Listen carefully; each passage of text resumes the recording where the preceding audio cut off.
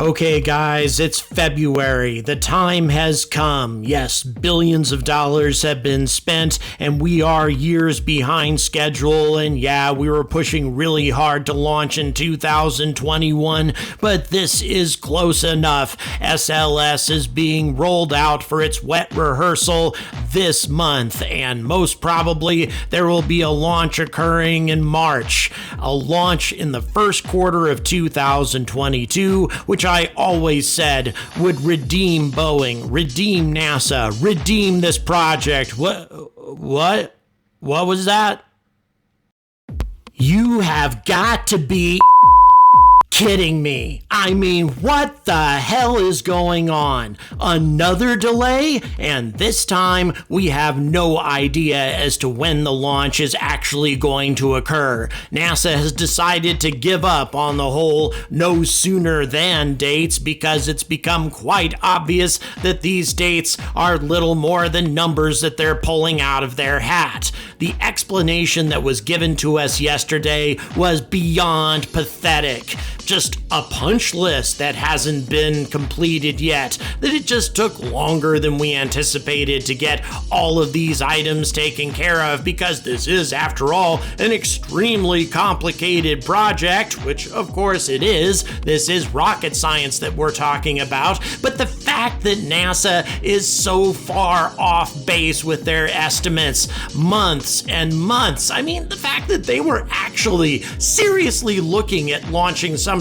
in November and December of last year, and here we are in February with no chance whatsoever of this rocket rolling out of the assembly building before mid-March. What the...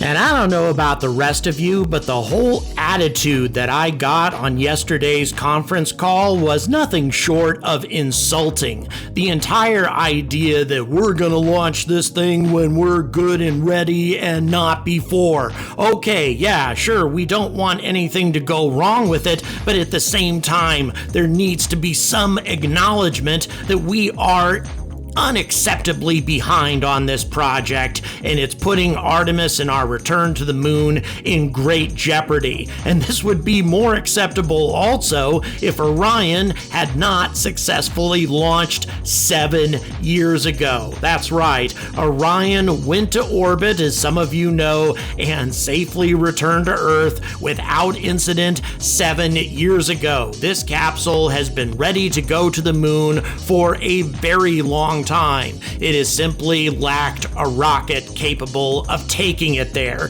So here's my question. Are we stuck with SLS? Do we have no choice? Is this the only rocket that's going to take Orion to the moon in anything resembling a reasonable time frame? Or is there another alternative? Well, there's another decision that NASA made recently that leads me to believe that there might be another option. My name is Jordan Wright. I was born in the same year that the human race took its first steps on the surface of another world, and then we promptly betrayed those people's legacy by never going back. But now, over half a century later, there's a new breed of pioneers that are seeking to finish what these people set out to do so long ago. But there is trouble as well. So it's time for commentators like me to stop being polite and start getting angry.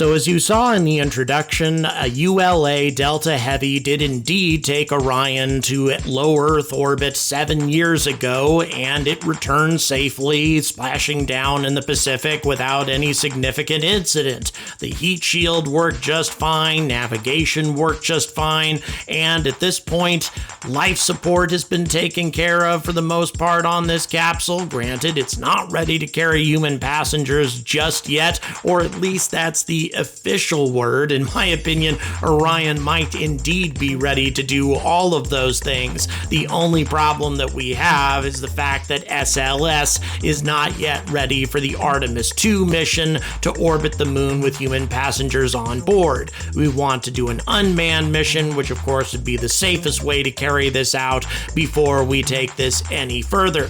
But here's the question: is the Orion capsule and the European Space Agency service module too heavy for anything else to get it to the moon?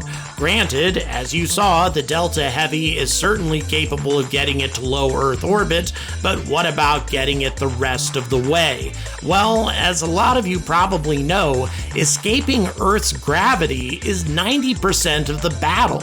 Once you manage to get to low Earth orbit, it doesn't actually take a whole lot more to get the rest of the way to the moon. And as much as people like to talk about how perfect the Earth is, when it comes to space exploration, this planet is a gigantic pain in the... I mean, when we're talking about the vaunted power of the SLS rocket, all 4 RS-25s and both of these upgraded solid rocket boosters that are more powerful than what the shuttle uses, all of this only gets the Orion and the service module and the ICPS, or interim cryogenic propulsion stage, up to 157 kilometers. At that point, the rocket separates. All that thrust, all that fuel, just to get the ICPS and the Orion to 157 kilometers. At that point, Orion is on its own. So here's the math for you. The Orion and the service module weigh a combined 57,000 pounds, and the ICPS weighs about 66,000. So combined, all of this amounts to about 125,000 pounds, which means any rocket that's capable of getting that kind of mass to low Earth orbit can get Orion to the moon. And this is not the only way to do it either. A rocket that's capable of just getting the Orion and the service module to geosynchronous transfer orbit, so 57,000 pounds up to GTO, and then the Orion is capable of getting to the moon on its own, using its own fuel and its own thrust, and rendezvous with the Lunar Gateway, and also make its trip back. Now, of course, the SLS is capable of accomplishing this. As a matter of fact, it's more than capable of accomplishing this. It's a bit overpowered, really. So is there any other rocket that might be able to carry this out? Well, to answer that question, it's best to look at another mission that initially looked like it was earmarked for the SLS, that the SLS was the best and only option for this mission, but it turned out to not be the case. And this, of course, is the Europa Clipper mission, a very, very exciting mission to a destination that is very likely to have some kind of life. We're talking about a warm, salty ocean beneath its icy surface, and also plumes of water, ice canos if you wish to call them that carry this life, or at least some evidence of this life, into space. And the Europa Clipper is designed to pass through those plumes and determine as much as it can about what happens to be in those plumes of water. And it is very likely that it is going to find a great deal of evidence to support the existence of life in the solar system off of our own planet. An extremely exciting and critical mission that was mandated to be on the SLS. And this, of course, was due to the influence of Senator Shelby from Alabama, where all the SLS rockets are assembled, built, designed, etc. It brings billions and billions of dollars to the Alabama economy to have SLS be the flagship rocket for NASA. But the question is, did this 6 metric ton probe, and that's a very big probe by the way, have to be carried by the SLS? Were there other options? Because Congress also mandated that this be a $4 billion mission, and SLS was going to consume about half of that budget. And on top of that, there was no guarantee that we were going to have an SLS ready by 2024 during our closest pass to Jupiter. Now, if Senator Shelby had his way, the SLS would always have been the choice for the Europa Clipper, regardless of the consequences. He was vehemently opposed to using SpaceX or anybody else. He called cooperating with companies like SpaceX, quote, a welfare program for the commercial space industry, unquote, which is a very strange thing to say given the fact that Boeing and the companies associated with the SLS look more like the welfare program given the billions of dollars that have been invested in a rocket that has yet to take off. But all of that having been said, Senator Shelby has retired, and as a result, the rest of Congress and NASA made the decision that using an alternate rocket for Europa Clipper was a better idea. Now, it's not a faster idea. No current commercial rocket can come close to matching the power of the SLS, so it's going to have to use a variety of gravity assists throughout the solar system, similar to the way that the Voyagers and other probes used gravity assists in order to arrive at Europa by 2030. A little bit disappointing, but at the same time, at least it's going to happen, because given what's been happening lately with SLS, I would be shocked if an SLS rocket was ready for Europa Clipper by 2024, given our other obligations to Artemis. And as a side note, as you can see here, Europa Clipper is designed to be a Pathfinder mission for a future lander to set down on the surface of Europa. That is going to be a very difficult engineering task, given the fact that we're not very certain about the stability of Europa's surface, especially given the frequency of ice canos and what that might do to anything that we try to land on the surface of this mysterious world. All of that having been said, though, Falcon Heavy will be providing the transportation for Europa Clipper. Yes, it will take a little bit longer, but Falcon Heavy is definitely capable of doing the job. So here's the question: can Falcon Heavy do the same thing for Orion and Artemis? Well, the answer to that question is a conditional yes. And the reason I say conditional is because Falcon Heavy is yet to carry its full payload to low Earth orbit or anywhere close to it. But in theory, according to SpaceX, Falcon Heavy can carry 140,660 pounds to low Earth orbit, or 15,000 pounds more than the ICPS plus the Orion plus the European Service Module. And it can also get 58,860 pounds to geosynchronous transfer orbit, which would be enough for the Orion and the Service Module. Just barely enough. So here's the question: is there sufficient margin for error to use Falcon Heavy as a replacement for SLS for the Orion? Well, the answer to that question is maybe. We really can't say for certain, simply because Falcon Heavy has never tried to carry this type of payload before. That having been said, though, SLS is a rocket on borrowed time. Already, the only application that it was really supposed to carry out aside from Artemis missions, and that was the Europa Clipper and missions like it, have been eliminated. It's just too expensive and too unreliable from a time frame perspective. The Falcon Heavy can be readied for a mission and launched on a much shorter timetable and for a hell of a lot less money. We're talking about 5 to 10% of the cost of an SLS rocket, and that's if we're giving SpaceX a substantial profit margin. Now, a couple of years ago, Jim Bridenstine did examine this particular option and looked at it as being a possibility and admitted that SLS could theoretically carry this out. However, he also said that SLS was the preferable option.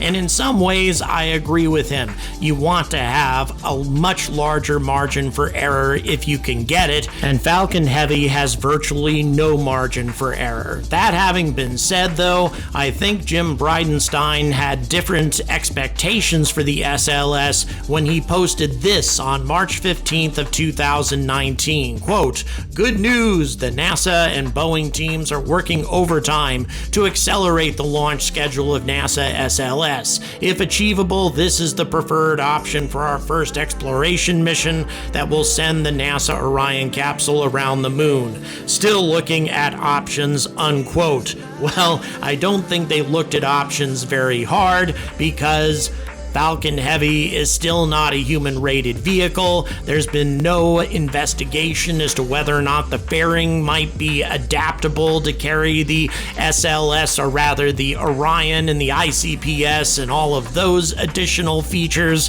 or whether or not the SLS is the only alternative for this particular type of vehicle. Instead, we've pretty much been pushing forward with SLS, investing more and more money by the day, with nothing competing against it. How is this consistent with NASA's general philosophy? Because they want competition when it comes to HLS, after all. So what about the main rocket carrying Orion to its destination? There are many ways to get Orion to the moon, but SLS is the only one that we're aggressively working on. And frankly, at this point, it's starting to look implausible, at least in terms of the budgetary requirements that Congress has set for Artemis in the first place, because every day that we go over the timetable that we've established for the launch of Artemis 1, we go millions of dollars over budget